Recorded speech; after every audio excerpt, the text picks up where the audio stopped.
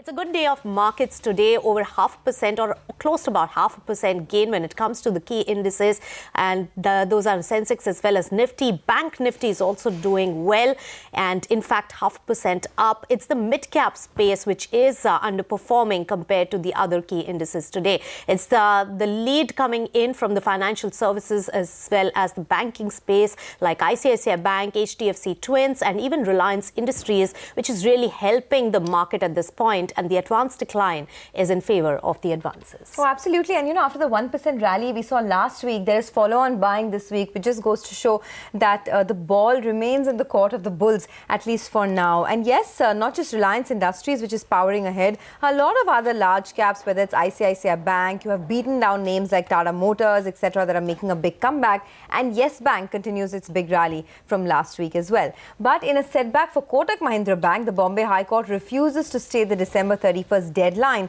for promoter stake dilution. Yash Jain joins in with the arguments presented from both the councils. Yash, over to you.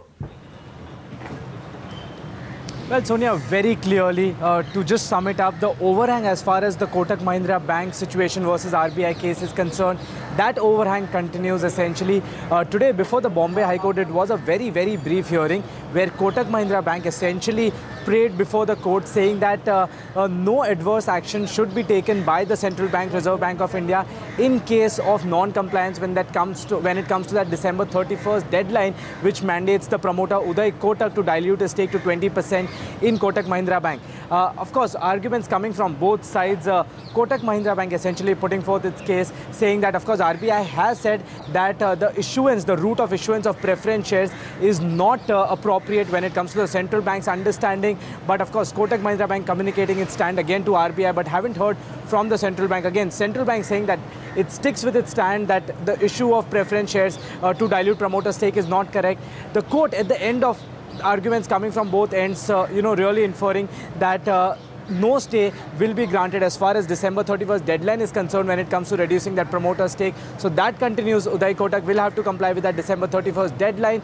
We'll have to see how Kotak Mahindra Bank and Uday Kotak really takes its next move, because there's no certainty when it comes to the mechanism, whether Uday Kotak's understanding of the banking regulation when it comes to diluting that stake is right, or RBI's calculations. We'll have to see the next 15 days what moves really Kotak Mahindra Bank takes in terms of taking that dilution step, and of course how RBI really responds to that. Next hearing, of course, is happening on January 17th.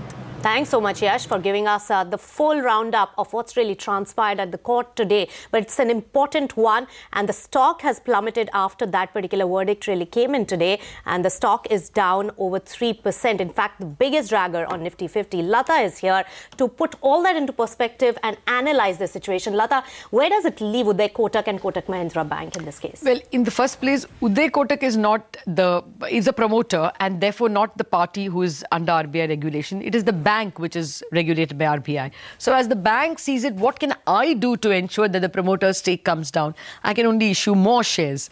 Now, if you're to bring Uday Kotak down from 30 to 20, then the bank will have to issue 1 lakh crore shares. From 2.3, it has to issue 50% more shares to bring it down, which is ridiculous. I mean, that's a great deal. Else, it has to live with the status that it is a violator. So every time it has any agreement with foreign parties or any other parties, it has to say that at the moment it is in violation. It also is open to more possible penalties from the Reserve Bank. After all, the penalty of opening no branches without our permission and a ceiling on the MD and CEO's salary was in the Bandhan Bank's case. It could be a different penalty when it comes to Kotak Bank. We don't know. So the bank has also to live with that uncertainty. Now, perhaps it's a little stretching to say that Uday Kotak is not the regulated entity. It's the bank which is the regulated entity. As the MD and CEO, he is also a regulated entity. So to that extent, the bank, the central bank, RBI, can take action even against the MD CEO. So it does open the bank to, some kind of action from the central bank possible. So chances are the bank will negotiate, not just the bank, the MD and CEO, who is also the promoter, will seek out, and now it's a new governor, not the person who originally, pushed them. And therefore, it's possible that they reach something amicable. They get a slightly longer deadline. It's just unfortunate that on Monday morning they registered the case, and on Monday evening the governor resigned. Yes. Yeah. So probably if this was the other way around, if he had resigned in the morning, then Kotak may not have gone to court in the evening. But it's an extreme situation to take a regulator to court. Yes. And it's possible, therefore, they withdraw the case and request, write a letter to the Reserve Bank asking for a little more time or for some other way to comply. All these outside possibilities open out, but it is extremely difficult. Now, both sides have gone all the way down to the wire. This discussion should have happened 2 years ago or 1 year ago. Now, if you openly discriminate in favor of one promoter, it doesn't look good, especially when there are polls in about 3 or 4 months. So it becomes a little difficult to... favoritism will not be seen as a genuine unfortunate situation in which a bank sees itself. The argument will always be, you knew it for the last 2 years, 3 years, as Sandeep Parekh was telling us. Yes. So such a wanton violation of the law or misinterpretation, if you please, should not be forgiven. Could be one stand which could be taken by politicians, by financial sector experts. So it is a little peculiar and a difficult situation. We'll have to see how a lot of diplomacy and tact needs to be employed to work your way out of this situation. And I don't know how even the case will progress. The case could take 2 years. You can't live in violation for 2 years. I mean, then you will not be allowed to do a lot of things abroad, because everywhere you have to say that I am a violator. Right. It's not a very happy situation for the bank. So at the moment, even if it opens consultation with the new RBI governor, Lata, looks like that Kotak Mahindra Bank on 31st of December could be a violator at this point. It is. So that's one of the most unless important something things changes before up. that, which which is not impossible at all. Yes. It could be 1 hour's discussion with the regulator. And in any case, a lot of people are calling for a thorough overhaul of promoter rules, because the earlier RBI in the early 2000s up to 2013 did not have a percentage number. It only said, I want the promoter to be fit and proper. It was not prescribing these percentages. These percentages come more in 2016. So it could well be that the new governor announces that we want to relook at the entire architecture. Even that could happen. So, all bets are on the table. Okay, well, thanks a lot, Lata, for that. Moving on, though, Vedanta is in focus today. The stock is, in fact, trading in the green on the back of news that the National Green Tribunal has given the go-ahead to their subsidiary Sterlite Copper to reopen its Tuticorin smelter. Remember, the Tuticorin smelter was shut from March of 2018. Nigel is here to tell us more. Nigel, over to you. Well, that's right. It's good news coming in for the Vedanta Group on the whole. As per the NGT order, they can go ahead and they can restart this particular Tuticorin smelter that has been shut from March 2018 on. So this is good news. Now, in fact, we'll be waiting for the Pollution Board of Tamil Nadu to give them the other orders that can help them go ahead and access this particular unit. What are the details basically of this Tuticorin smelter? One is that it has a capacity of around 400,000 tons approximately, and it contributes close to around 5% of the FY18 consolidated EBITDA number. So in that sense, it was quite important, though not very, very large. Now, why is it positive? Because in fact, they're getting a chance to restart this particular smelter. So that's good news. And the second factor is most analysts on the street, they were not expecting the smelter to restart in FY19. So in that sense, it's good news. But the big question is, how soon can they restart this particular smelter? That's going to be very, very important. Well, the management had joined us earlier today, and they had indicated that it can take anything between a month to around 2 months. Morgan Stanley, they have an equal weight rating on the stock, with the target price of around 235 rupees odd. They're saying that in their base case as well, they're not assuming any kind of value to this particular smelter. So if in case they have to assign a value, then it can add close to around 8 to around 9% odd to the shared value. And it will upgrade their FY20 EBITDA and EPS estimates by around 4 to around 8%. So clearly good news, but the timing of reopening this smelter is going to be crucial. That's why the stock has come off a tad bit from the high point of the day. Back to you. All right. Thanks, Nigel, for giving us the entire update on what's really happening with Vedanta in Tuticorin. We also spoke to the management of Sterlite Copper earlier this morning, and he said that the plant can restart in 1 to 2 months. The NGT judgment has been very, very positive for us. and it has directed the Pollution Control Board to reissue the consent to operate within 3 weeks of the judgment date. And it has also directed the district administration to give us access to the plant, which we've been denied for the past 6 months. Now, once we get the access, it will take us maybe about a month or two to get the plant back into shape, and so that we can do a safe restart.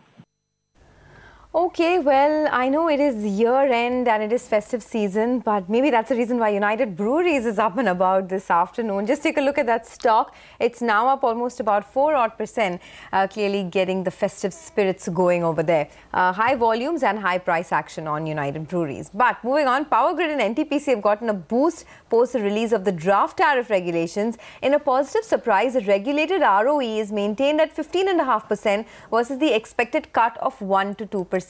Anisha joins in now to give us more on that. Anisha, from a layman's perspective, just explain this to us. How does it benefit companies like NTPC and Power Grid? Well, basically, their profitability margins have been maintained, and that is what is giving them a boost. So companies like NTPC and Power Grid work on a regulated manner, which means that the government only allows them to make a certain set of profit. Earlier, the number was set at 15.5% for the regulated ROE. Now, the good news is that that number has been maintained. Now, the expectation was that they might have to cut the regulated ROE of the company by 1 to 2%. That has not happened. So that means the profitability margin as well as EPS would be maintained, and there is no cut that is expected to come in the profits or the target price, as a matter of fact. Hence, you are seeing this up move in the stock because most of the street was factoring in a cut of 1 to 2%. Separately, they have also allowed a lot of expenses to be passed on, as well as the efficiency norms have been tightened. Now, yes, efficiency norms are a double-edged sword.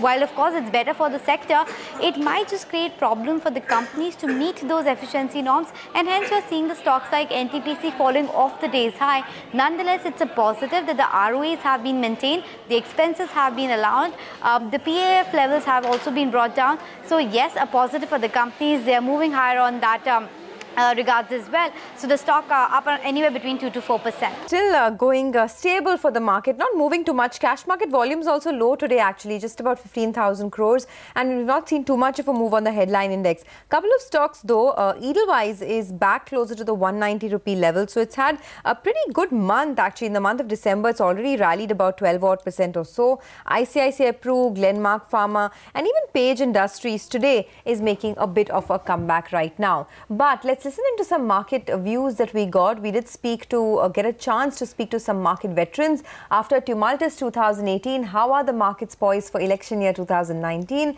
And which are the sectors to watch out for? Listen into what Shyam Shekhar of iThought and Govind Parekh of Govind Parekh Securities had to say. From one bull market to another, the leading themes tend to change. Of course, you have the evergreen stuff like consumption, but there have been bull markets in which consumption has also done badly, and there was an opportunity there.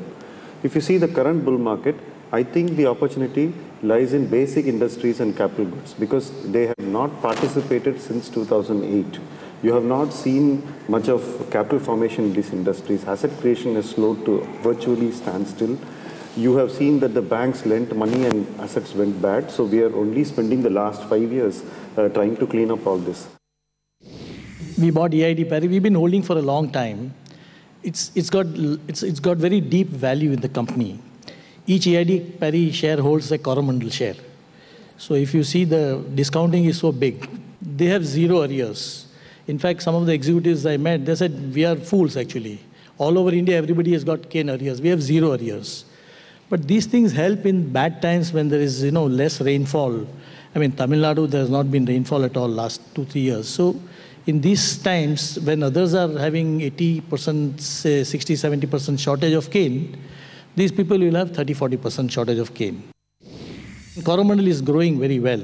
Fertilizer industry, I think the problem in fertilizer, I can talk at length on that. It may be boring for everybody, but fertilizer, basically the policies have to change. The phosphatic fertilizers and urea is subsidized and phosphatic is not subsidized. So government can do that in the first year. It's very difficult to raise the urea prices, So once that happens, this Coromandel will become a, huge story. It may happen, in the next government comes to power.